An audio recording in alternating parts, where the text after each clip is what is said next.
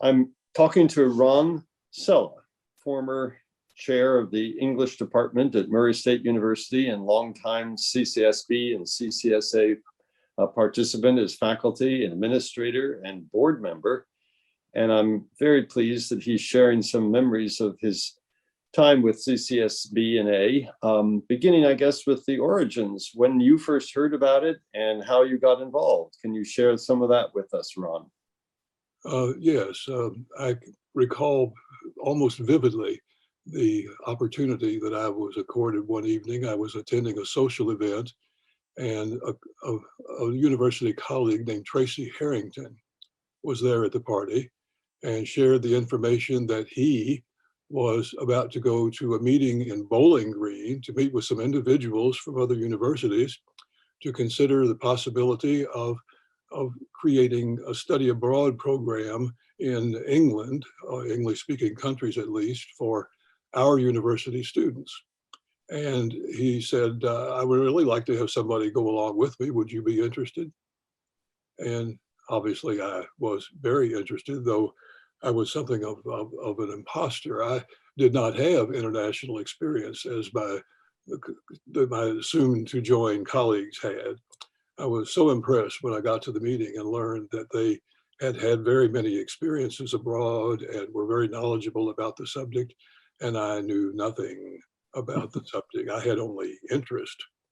But at any rate, that was my first opportunity. And when I got there and learned about it, I thought this is a wonderful idea for students in our universities. And it would also be a wonderful idea for people like me to broaden my background, my experience by traveling abroad.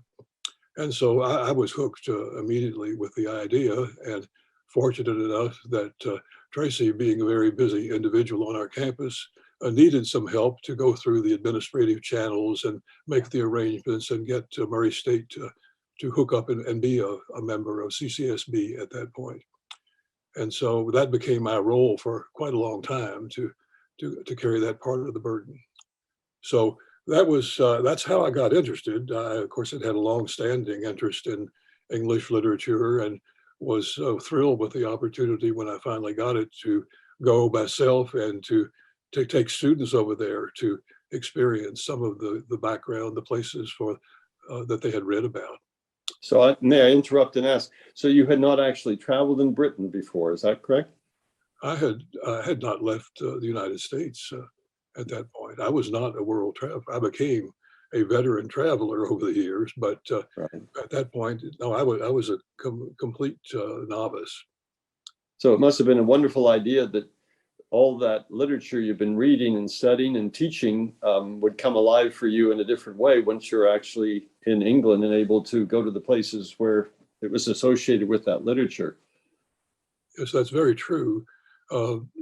Much truer than I suspected it even at the time. I mean, I had to have the experience before I realized just how enlightening and valuable that could be.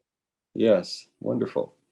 Well, good. And so you got to know Ray Cravens a bit, because he was the executive director organizing all this, right? Yes, yes, of course, Ray.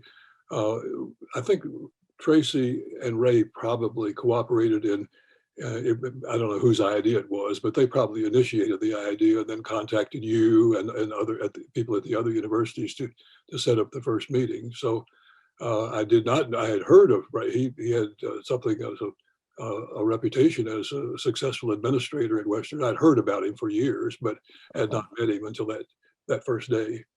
Right, right. And so your relationship to the organization quickly became as a participant, right? Because wasn't it the summer of 1983? Was that the first year you did it? Yes, indeed. I was one of the guinea pigs, the people who launched the first program. Went over in 1983 with a group of, I don't remember the exact number. It was approximately 40 students, as I recall. I don't remember how many faculty members. There were a handful of us. Each of us, of course, at that time had to, because of the low numbers of students, we had to improvise and to find some ingenious ways to accommodate the needs of our students. what I'm saying is that I ended up teaching about 4 classes, directed studies courses, some of them. Some of them actually met on a regular basis, only a handful of those. I supervised the students for a colleague at Murray State who had said, he sent 4 students over. I think the course was advertising or something like that, about which I knew zero. But my responsibility was to help them find educational experiences, field trips and agencies they could go visit. And generally speaking, it was an interesting experience. So uh, I didn't have more students than I had more students than I had classes, but still, it was an interesting way to develop the program. But we had to do that because our numbers were low. We had to be creative and flexible about the arrangements we made. Mm-hmm. But it worked out very nicely. I have a copy of the first catalog from 1983, and it lists you as teaching an Introduction to Literature course, Yes. Anglo-American Literary Relations, Yes. and also a seminar class, which I guess was the one that you were doing on behalf of your colleague at Murray, perhaps. But No, I don't think that wasn't listed under my name. I don't think I was listed, probably under someone else, but okay. I did the supervising of the students. Right. But it's interesting that you had to hit the ground running, because having never been in London before, you were suddenly responsible for providing activities and appropriate lectures and so on. It must have been a little bit stressful. Well, yes, but I found I had so much help from the colleagues who were there dealing with the practical considerations, and got lots of suggestions. And so I depended on other people to help me get through that. But I will acknowledge that it was probably a little more stressful and complicated than I had anticipated. Right, right. Tell us what your impressions were of where we used to stay there at King's College, Kensington. Oh, it was wonderful. It was in some ways a rather rundown and seedy, but it was a wonderful experience nevertheless. I could still visualize the dining hall and the refectory, and Queen Elizabeth's, Queen Mary's, or there was a big The room. Queen Mother's portrait loomed over. Right. Yeah. And the adjacent pub and the various classrooms scattered around in odd places. But yeah, it was perfect for us at the time. And that neighborhood was so special, wasn't it? Yes, we were always very impressed as we walked down to the tube stop and noticed the expensive cars parked along the side of the road there, Right. and also the cats in the doorways and all. That was part of a great experience. And so close to Holland Park and Kensington Gardens, you often stroll over and breathe the fresh air of the park in the middle of the summer heat. Occasionally, yes, that became a significant part of my experience over the many years that we went there. But Right. I don't recall doing quite so much of that on my own. But for one reason, I did not have my wife with me that year. Did you come later? Yeah, She came later in the program, and that was an adventure also, because Yeah. her plane was diverted. She was flying to Chicago, and the plane had to go down. The engine went bad, and it had to go down. And they ended up having to spend the overnight in Chicago before they came over. So I could still visualize sitting at breakfast and someone coming in and say, "Well, you know, your wife was supposed to come today, but it won't be coming. She won't be coming until tomorrow." Oh dear. My gosh. And so tell us a little bit about the students that came with you. What were they like? Oh, they were, of course, they did not know very much about the experience, but I knew the ones that I had in my class, I either knew or got to know pretty well. Bob Burkhart's daughter was one of the students who was in my class, and she was, at the time, I think she must have been just a teenager. So as a teenager, she behaved like a teenager. But then I had a graduate student along, and so yeah, I got to know them pretty well, but I knew some of them before we went over. Hmm. Right. And that was such a successful experience that you went back the next year too. Is that right? Or did you go every year for a while, or did you alternate? No, I skipped the 1984. I did not go. That was when the program, I think, dramatically expanded and Yeah. had too many people, in fact, and they had to cut back a little bit. No, I went again in 85 and 86, and then after that, quite a few years along the way. Right. And at what point did you start becoming an on-site director instead of being an instructor? Well, I my first experience as a director was in the winter break program of 1988, 89, the December, January program.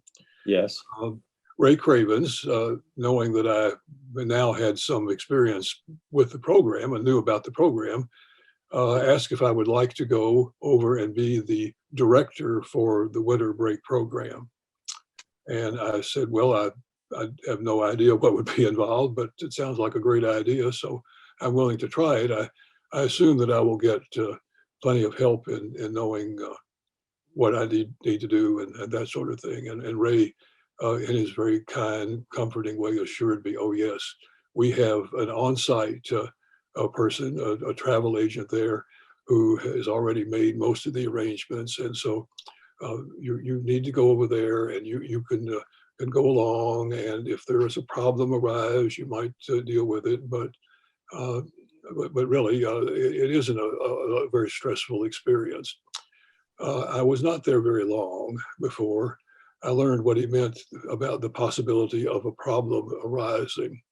My first discovery was that our travel agent, who was taking care of us in so many ways, had purchased theater tickets for all of the participants.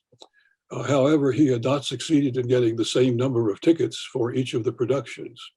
Oh And dear. I had to figure out, well, who will be told, I'm sorry, but you're not going to get to attend this one. Oh boy. And also to find a way to deal with the other tickets, the tickets that we didn't need. I remember on a phone conversation with Ray. He said, "Well, you might try going down and standing in front of the theater and selling them." I elected not to do that. Oh dear. At any rate, that was an introduction to me, and it helped me understand a very important part about the experience of the program administrator for not just that program, but for all of our programs. That, Right. for one thing, while some people mistakenly conclude that the director is there on holiday, and that perhaps this is a luxury that CCSA or CCSB could do without, a program director really is not needed very much. I learned from the very beginning that you really must have someone there in case things go wrong. And do things go They wrong? always do. Yes, they always do. Things do go wrong. Uh, I wouldn't say, well, I don't know how frequently. I would say though that there's no doubt at all that you have to have someone available when something happens. I have a list. I could give you a list of probably a couple of hundred cases to support that, but you're not interested in. Well, I was going to ask you, can you estimate how many times you went to the emergency room with a student who was ailing or a faculty member who was ailing? uh, every time, but I don't know. I recall. I don't remember exactly which problem. One was hit by a bicycle, and we had to take the. Yes, I went to the accident and emergency room. They didn't necessarily recognize me when I showed up, but I was there often enough that they might have. Right, right. And what was your impression of your fellow faculty members when you were on the program? Some of them were very cooperative, and then there were some other kind of cranky personalities, as I recall. I blocked a lot of that out of my memory, Jeff. I would say that our population, that is students and faculty and even administrators, we're probably like a cross section of the general population.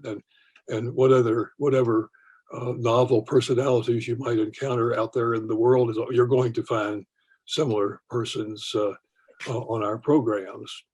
Right. I do recall some students were very dedicated, conscientious, wanted to get their money's worth out of the program, studied hard. Some were over there because they heard it would be a great time, and they did occasionally. One of my duties was to counsel with those students from time to time. I recall having an interview with a young man and explained to him that the CCSB staff, that is the on-site staff there, had closed circuit television. So therefore, what he had done in the middle of the night was recorded for everyone to know. And he was shocked by that. Oh, my. Yeah. Yeah, among the faculty members, the one case, I cannot, unfortunately, I cannot remember the guy's name, but there was one person who seemed to assume that his responsibility was to give his students some directions and very efficiently finish off the coursework in a short period of time and then disappear for long periods of time. So yeah, we've had, I guess, all kinds. But it was an extraordinarily interesting group of people over the years. I could name dozens of people that I really enjoyed spending a lot of time with. And at that time, I don't think it's quite as true now, but we had those wonderful opportunities to sit down at meals, at breakfast, or even at other meals, and to share our adventures of the day before or what we're going to do the next day. And I got to know those faculty members so well at that point. And then, of course, many students also would come in and talk with us. So we became a big family there at that time. And so I think that's was a really valuable part of the experience for me. Right.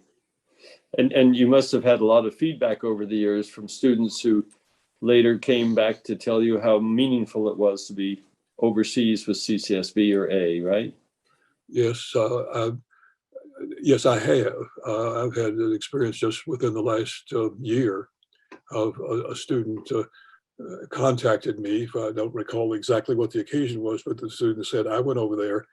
I had never been out, practically never been out of her town, much less the state of Kentucky. Obviously never been on a plane. Had no idea what she was going to do, whether she would be able to manage this experience, but came back transformed. She said it was just a life-changing experience for me. And the things we did, I, of course, had never dreamed I would be able to do things like that. Yeah. And it has stayed with me. And I thought at the time, she seems to be one of those who really is getting stuff out of the program, but she didn't share that thinking with me until recently. And so my guess is that there are probably others that do equally value the experience they had, but you just don't get in a situation where they'll tell you about that. I have got letters from students that have. Right. And as far as you personally were concerned, going away during those summers and spending as much time as you did meant you weren't doing some other things that a professor might do in the summer. Did you ever feel like you were paying a high cost for that, or was it so enriching for you personally that you felt it was worth your investment of time? Never a doubt that this was what I wanted to do. There were, of course, opportunities that I could have done things at home, but there was nothing that measured up to the value that I got from being in the program. Why else would I have gone so many times if that had been the case? Well, I always thought maybe Doris kept prodding you into doing it when you really wanted to stay home and play golf. Doris, you know Doris pretty well, obviously. Yeah. She did encourage me. Encourage is I think the appropriate word for it, to participate at every opportunity. I don't know whether this is sort of a little off the subject in a way, but it popped in my mind. May I share with you a little bit of my last experience because Doris's encouragement played a role in this. Yes. I'm not even sure what city we were in. We were driving after doing something, and I got a phone call. And the phone call was from Robin Byerly, who said, how are you doing? Well, I'm doing fine, Robin. What's on your mind? And she said, well, we have Unfortunately, the Ireland program, someone has had to drop out, is not going to be able to go along as administrator. And we are trying to see if there would be someone who might be, do you know someone? Would you be interested in doing this? And I've told Robin subsequently, yes, I could hear in the background someone was scraping the bottom of the barrel as he searched for who is there left who could possibly be persuaded to do this. But what Doris was sitting beside me in the car and heard enough of the conversation to know what was going. Of course he will go. Yes, we'll go. When do we leave? And the answer was, well, it's about a week. Oh my God. So which turned out to be an advantage in a way. I did not have time to sit around planning and worrying about how I just had to do the basic minimum to get ready, make sure I had the plane tickets and knew where to go and that sort of thing. And then went over and it was a very nice experience. I was glad. I had been to Ireland, but of course I'd not spent nearly that much. So it was a good program. And I was glad that Robin called, even though I knew that they really were at the bottom of the list at that point. And I'm sure you weren't. But anyway, was that your last time then directing with CCSA? Yes, that was my last. Well, it's sort of an appropriate bookend because the first time you went overseas, you were sort of doing it from scratch for the first time, and going to Ireland for the first time in that capacity of being a director was sort of, once again, jumping in with both feet and hoping you'd land on solid ground. Right. Well, but it was really well prepared. We had the instructors on the program were excellent, and they had their plans were made. Of course, inevitably things go wrong. Something that's planned doesn't happen, and I have to jump in and help a little bit. But right, I probably did not have as many of that kind of problem with that program as I'd had some other times. Right.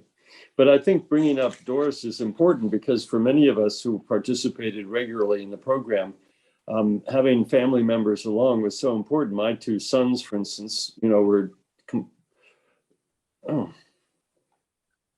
why did that happen? What happened there? It just shows I'm seeing myself. I'm not seeing you. A little message came to the top, said, "You are the host now." That's wonderful.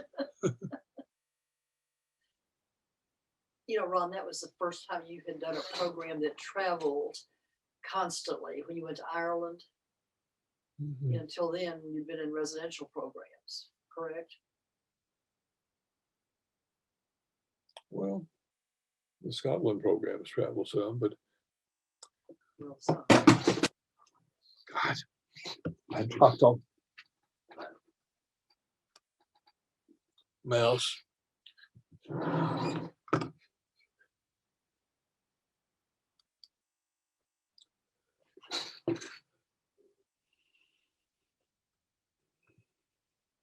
don't know what to do. No, is he getting it back up maybe?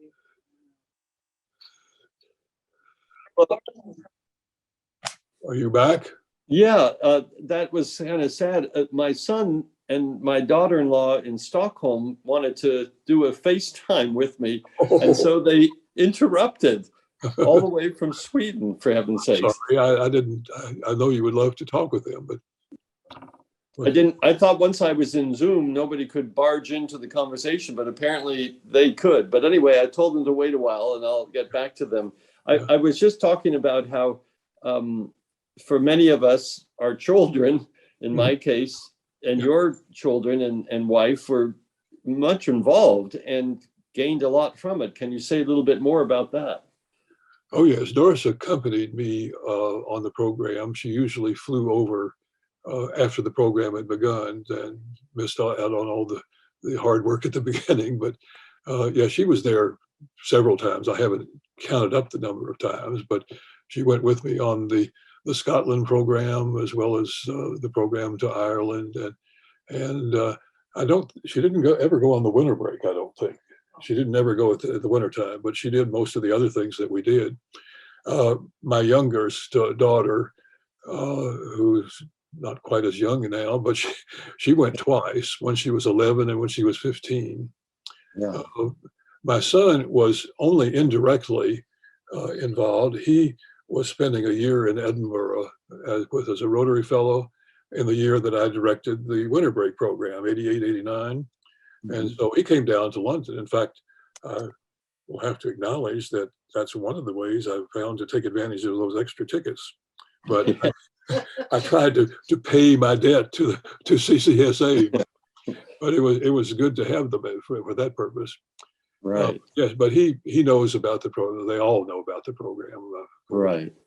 And do you think it influenced their later travels themselves, having gained that experience in their youth? They then felt comfortable traveling more later?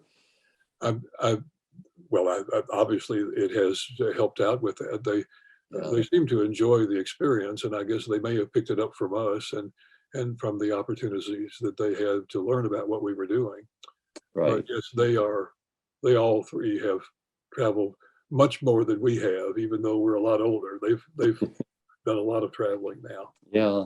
And I remember very vividly how fun it was when Doris would arrive, because the social tempo would pick up dramatically as she began organizing people for museum visits and theater groups and so on.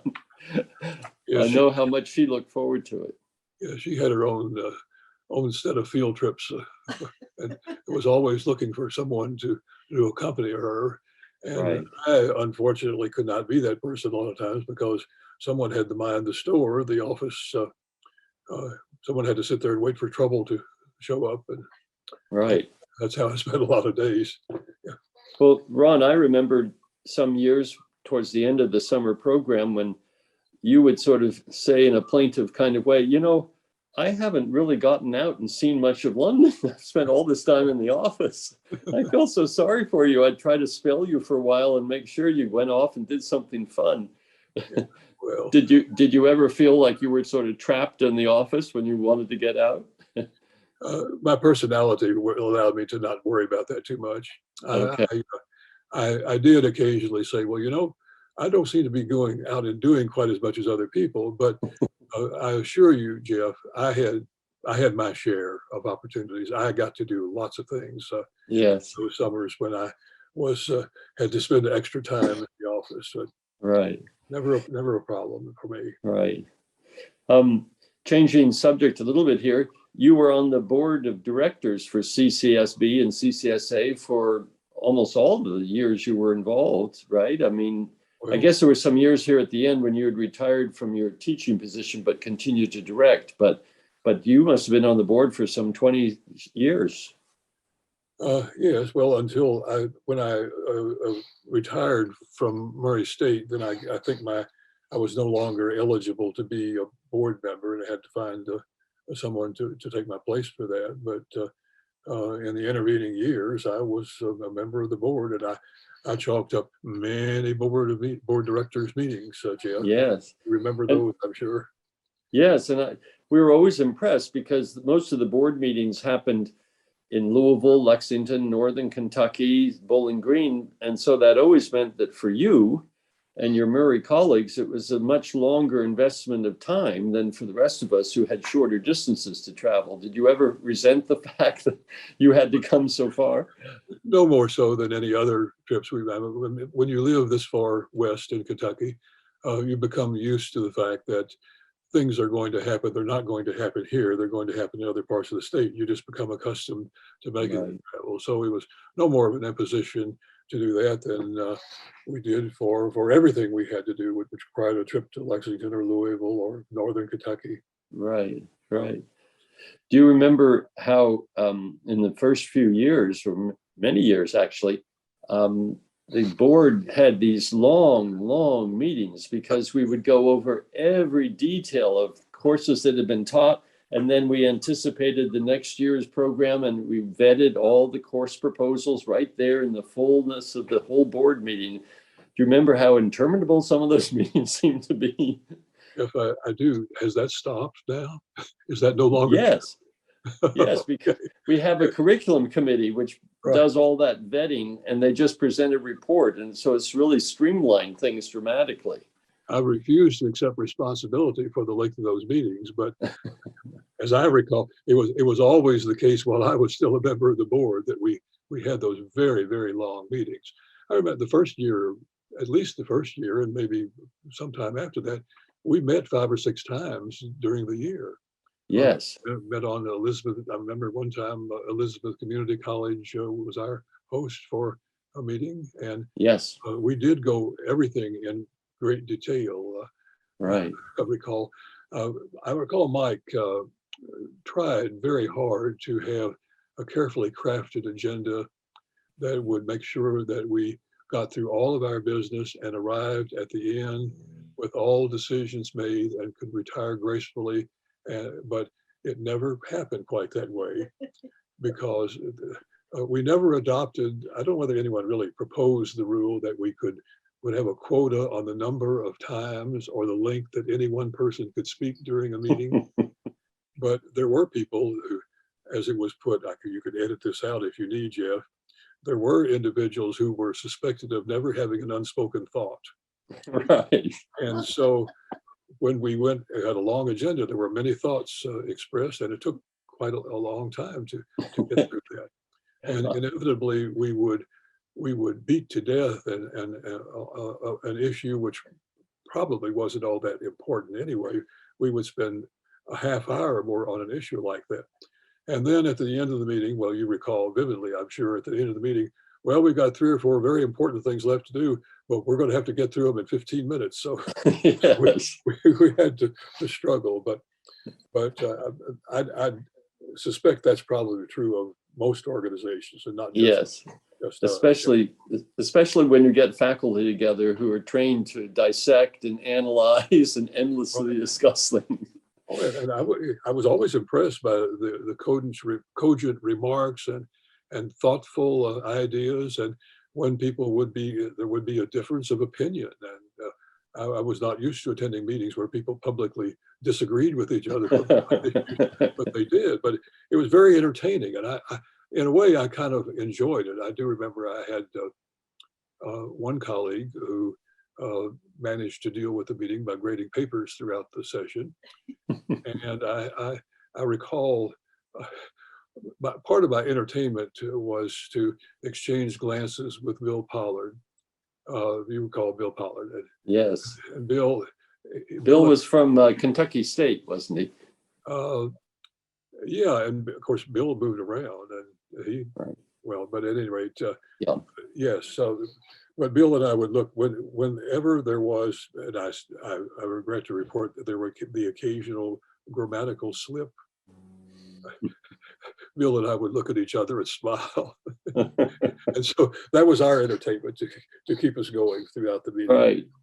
But I think what was so nice about it too was that when we adjourned for meals or after an evening meal, there was always so much good fellowship amongst faculty that you had taught with in London. And it was a fun occasion to get back in touch with them at board meetings. Right.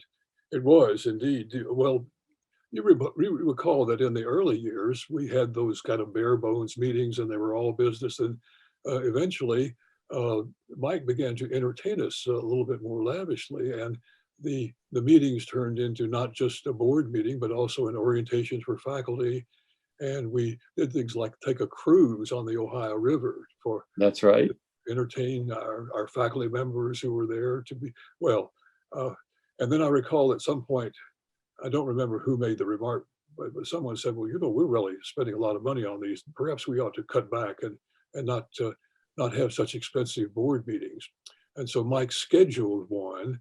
I don't remember exactly where it was, but I do remember we sat around in hard chairs in a very spare looking room, and the amenities were missing, and we slept without cover at night and no heat, and there was never again a remark about we're spending too much money on board meetings from that point.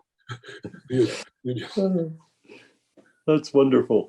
And as far as your thoughts about if you had to ask or tell somebody who was just beginning to do study abroad teaching or directing, why is it valuable? What does it bring to a faculty member's work that you found so valuable? Well, I guess my opportunity to learn along with the students uh, from the experience of going and seeing the places I had only read about. Right. I think the particular advantage of our program was from the very outset that we were going to go to countries where the students and all of the other things that they had to adjust to did not have to worry too much about not being able to read the signs and to could not carry on a conversation. In other words, to go to an English-speaking country, I understand, as we all do, that the English spoken there is not exactly the same as what we have here at home, which are quite a little bit of an adjustment. But I think that's the special value of the program, and I would think that anyone who is just starting out and has not participated in a program might also find that a valuable thing to consider, that uh, there's not that obstacle to overcome as there would be some Right. others. Right. I recall very vividly a thing you used to provide for the students in your English class, which was called a sense of place, in Mhm. which you traveled with them to Haworth and walked over the moor. Can you describe that briefly? Because it was the highlight, I thought, of your class when students told me about it. Well, it in fact it was one of the highlights of my all those years that I went over there, because when the student I mentioned earlier that had told me about she was talking about that experience. She had been with us. We had gone to Haworth and we had stayed. We found a way to stay at Pondon Hall, which was, I think, like a 16th century farmhouse originally, but it was the prototype for the Thrushcross Grange in Wuthering Heights. And so Uh-huh. the students, they realized they were right there in the place. And if they go out, they go out, and they did go out and climb up on the moor, across the moors, and among the sheep, and uh, they said, we're looking for Heathcliff, but don't think they ever found him. But at any rate, that was it was a very enriching experience. I regret to report one time I went, one of the students found that there was a pub nearby and went and spent the evening in the pub. That was his way of enjoying the Bronte experience. Well, he was looking for Heathcliff too, but just in a different place. Right, right. But we had sometimes we were served dinner there and our breakfast there, and it was a great experience. And it also demonstrates some of the direct. I was not a director at that point, but just teaching the class, but administrative responsibilities. We had to find a way to get there. And as you know, travel in England can be an adventure. Uh, I remember when we left one time, we found the only way to get back to the train station was to go down on the street and catch a school bus. And so we did. We caught the school bus and got to the station, and we're on our way. Wonderful. Yeah. Well, I wondered if there was anything else you wanted to add about the importance of this activity in your professional life or your personal life. Any other details you want to share at this point? Well, I have a long list of places that we used to like to go. I haven't mentioned my wife's favorite was Kew Gardens. Do you Oh, remember? yes. You know Kew Yes. Gardens, I'm sure, the Royal Botanic Gardens there. Do you recall the first? Do you recall the year? I think it was 1987 that you and Connie and I went Yes. to London on an excursion to try to discover whether or not we could find a place to do a semester abroad program. Yes. I remember that vividly, Ron. Yeah, right. Well, even that year I went out to Kew. Yes. And it was in March, and there were maybe a crocus or so here and there, but not a whole lot. But I did, and then that fall, when we came to our board meeting, we had just learned that that was the year of the hurricane that took down most of the ancient trees in Kew, and they Yeah. had to go back in and replant and a new Kew, really. Yes. But, Norris, I think she went either on her own or with someone else every year, and would like to go back tomorrow. That's one of her Yeah. favorite places in the world, Right, right. and mine too. Yeah. I don't know. Of course, Edinburgh was always either on a weekend trip or the years that I spent doing the Scotland program, and we were based in Edinburgh for 3 weeks, and then went out different places. I came And to staying. I mean, I remember you always loved staying at Pollock Halls, the University of Edinburgh residence halls, right under Arthur's Seat. right.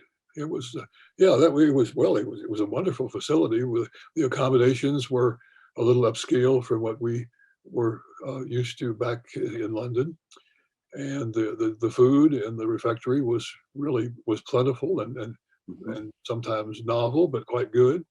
Right. And we were so close to transportation, we could go from there to anywhere we needed to go in the city. So, yeah, and then of course, if you were inclined to do it, and many of our students did, even I did it, to climb up to the top of Arthur's Seat and look down on the countryside.